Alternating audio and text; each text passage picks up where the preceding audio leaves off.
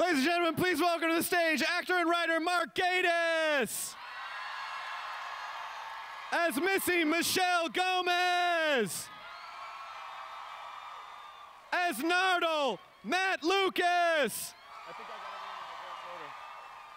as Bill Pearl Mackey, lead writer, executive producer, Mr. Stephen Moffat, and the 12th Doctor himself, Mr. Peter Capaldi!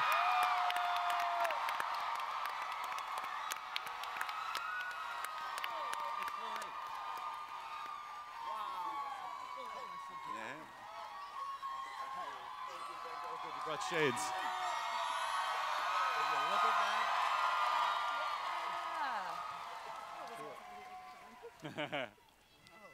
Thank you.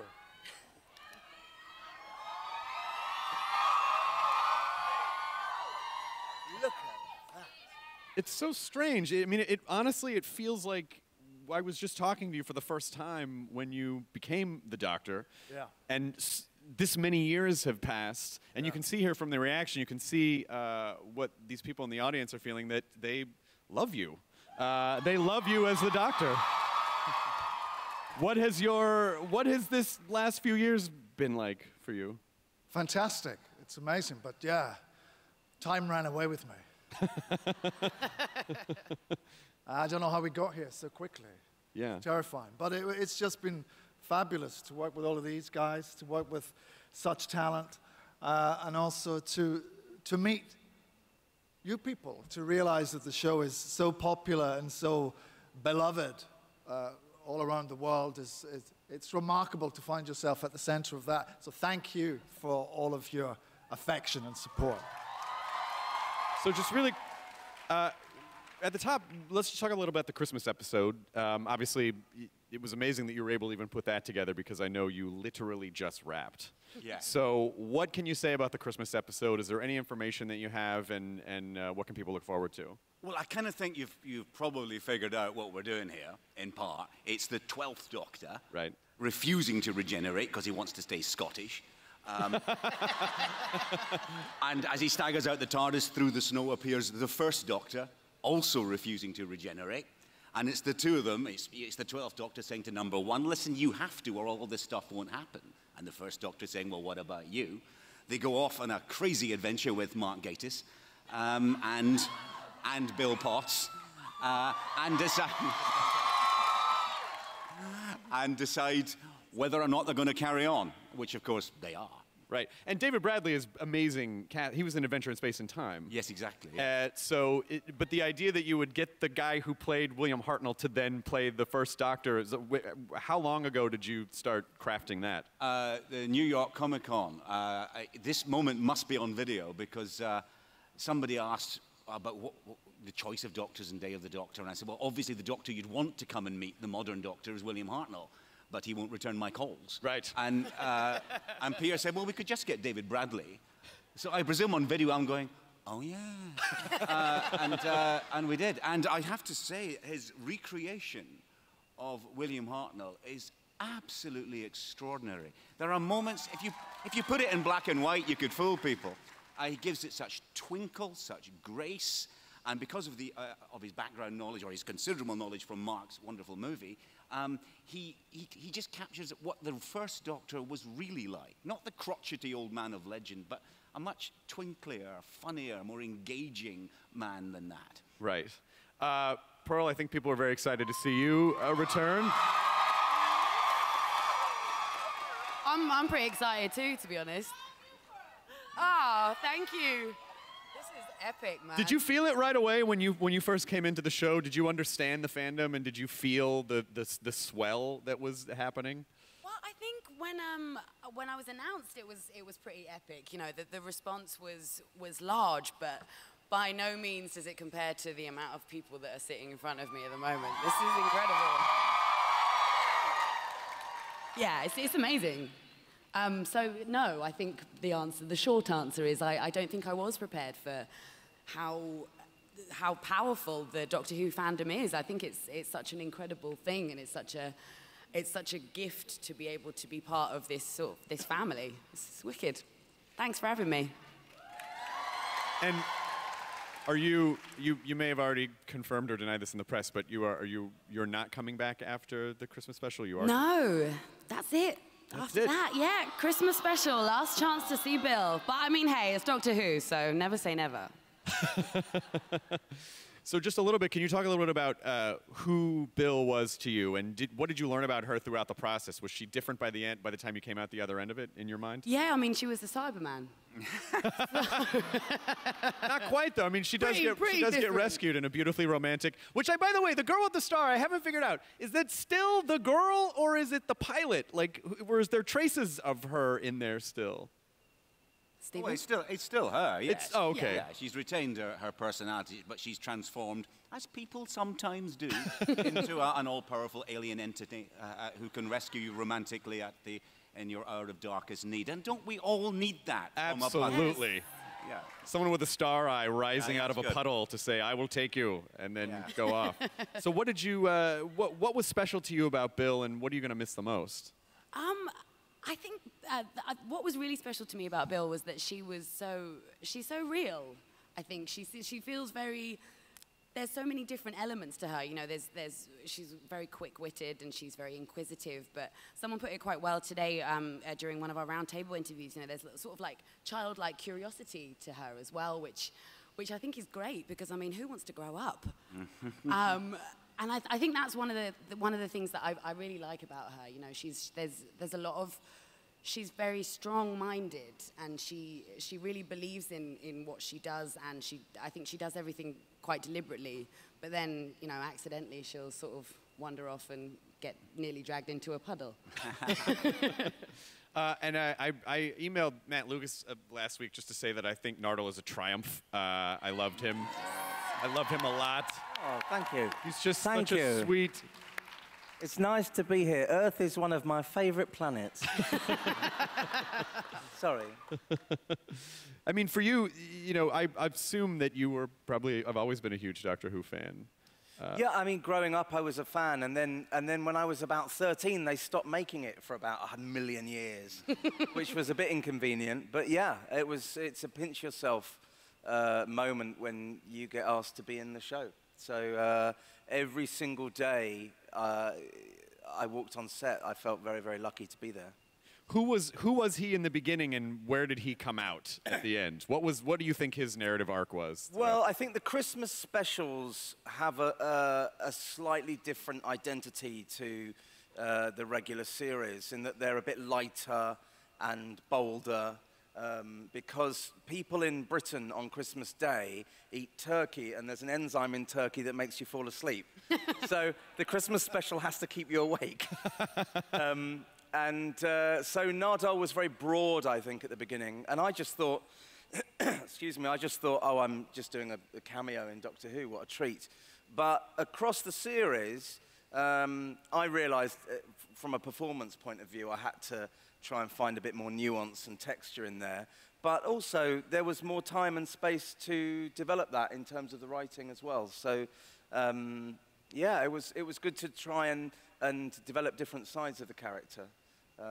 Yeah, and that's my answer. Ah, wonderful.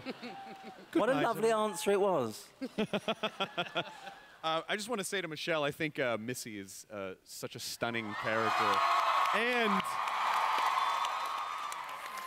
your portrayal of her is so gorgeous and layered, and because I think, you know, with a character like the Master or Missy, there could be you know, this is an evil character, but she's not. She really seems like she wants to do good. She's really struggling against her own nature. Did you feel that with her? Oh, absolutely. It's that tug of war, you know, of shall I do something good or shall I do something bad? Obviously, I'll do something bad. It's just the pull to darkness is too strong. And but what was fun was to sort of, you know, toy with the idea of being good, and also I think to get away from that two-dimensional character that she could have been. It could have been, you know black and white. Is to sort of sit in that area, in that kind of grey area of emotionality, where it was interesting to possibly try on good for a minute and see how that feels. And it was really hard, actually, when you're looking into a face like Peter Capaldi's with those great big blue, watery grey eyes, and just want to kind of, you know, be his friend, and then obviously not. It was difficult. It was he presented me with a challenge. He really did, because it's hard to act with this man and not want to be your best self. but it's also that arc of friendship. Yeah. And these beings who've been around for so long, and that relationships are naturally complex and complicated. Well, that's it. There's the history there, that, you know, there was a great friendship once. And it is a little bit like, you know, that friend that you all had that you were very close with, and then one day that friendship just starts to crack and break, and you have a little bit of distance and time, and then you meet them again 100 years later, and you remember why you deleted them from your phone in the first place. It's that type of dynamic. Love, hate. And also really fun to see John Sim come back, too, and be able to I have to say, if I'm going to love myself, it was very nice to get a chance to love John Sim. Yeah, but Missy shuts him down. Like, he goes for it, and then she was like... does. Yeah, she crushed him like a bug. Yeah, no, it was all very wrong, Stephen. There was something very wrong about all of that, indeed. But yes, it was an acting challenge that I hope we rose to. You wanted to do it with a beard, though, didn't you? I did it with a beard. Yeah. How do you think she's handling dealing? Because, you know, everyone would love the opportunity to look at their younger self and say, stop being an idiot. Because he's obviously very singularly focused, and she's much more grown up and complicated by this point. So what is it that you think she is really wanting to convey to him in the last moments, where they essentially stab each other in the back? Well, it's interesting that they kill each other. Somebody suggested it might have been suicide. That's a little dark. But I think it's just that, you know, you've just got to stay open to whatever is put in front of you and stay flexible. And that would be it. Excellent. So she was just basically telling John Sim to do some yoga. Mark, what about you for this season? What has this season meant to you? What has this been like so far, and kind of knowing that it's, you know, ramping down and things are about to change? Well, it's a strange moment, you know. It's the end of several eras, and it has that kind of melancholy to it. But it's been a fantastic season. I think it was a joy to do my Ice Warriors episode and be part of this great new feel for it all. I think it's Christmas is a terrific episode. I'm very privileged to be in, and to be there for Peter's exit with Peter and David and Pearl. We've had a great time doing it. I think it's a lovely way out, and it's a very Christmassy episode without being sort of on the nose Christmassy. It's sort of happy, sad. You know, it's got all those things that Christmas brings up in you. It's a lovely exit, and we've had a great time doing it. I want to kind of spend the rest of the panel. We're going to show you a clip. We're going to take a look back at the last few seasons with Peter. We're going to have some time for audience questions. I also want to say that as you exit, I am very excited to see Jodie Whittaker come in as 13. I think she's going to be amazing. She's an excellent choice. But, you know, at the same time, I'm also very sad to see you go. And this is the thing that the show has done with us since the beginning, which is someone new comes in. There's about 5 minutes where you're like, I don't know about this. And then after 2 episodes, you're like, please don't go anywhere ever, you know? That was the same speech he made the last time I was here. It's 100% true. It's not any less true. You're absolutely right, because that's what the show does every single time. And you can see Pearl and Nardole, like everyone is freaking out that, you know, and you saw the, oh, don't go anywhere, you know? Yeah. I mean, this show is about attachment and having to rip that away and get reattached the entire time, which spiritually is what it must feel like to be the Doctor, I would imagine.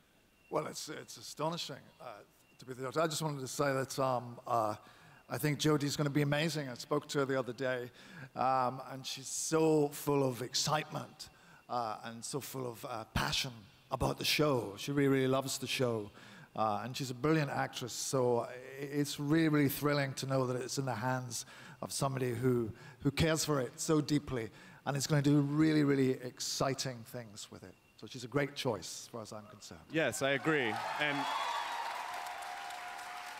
I don't know. I just feel, I don't know why it's a bit tokenistic to cast a human as the Doctor. you know, we're making progress. We're making progress. We're making. Could I just say something as well? I just wanted to, because I'm sure a lot of people in this room are feeling exactly as I do. There is so many press articles about a backlash among Doctor Who fandom against the casting of a female Doctor. There has been no backlash at all. It has been. The story of the moment is that the notionally conservative Doctor Who fandom has utterly embraced that change completely. 80% approval on social media. Not that I check these things obsessively. And yet, so many people wanting to pretend there's a problem. There isn't. In fact, it strikes me the Doctor Who fans are more excited about the idea of a brilliant actress playing the part than the fact she's a woman. It's been incredibly progressive and enlightened, and that's what's really happened. I wish every single journalist who is writing the alternative would shut the hell up. It's not true. Well, yeah, and also, if you call yourself a fan of Doctor Who, you innately couldn't be upset by that because Time Lords can regenerate into anything, so you're an asshole if you think otherwise. I mean, I don't know what else to say. Sorry for going blue on it, but you're not a real fan of the show if you don't accept this. It is 100% within, I mean, like everything about it, so. Click to the left for the Doctor Who panel part 2, or click to the right for part 3.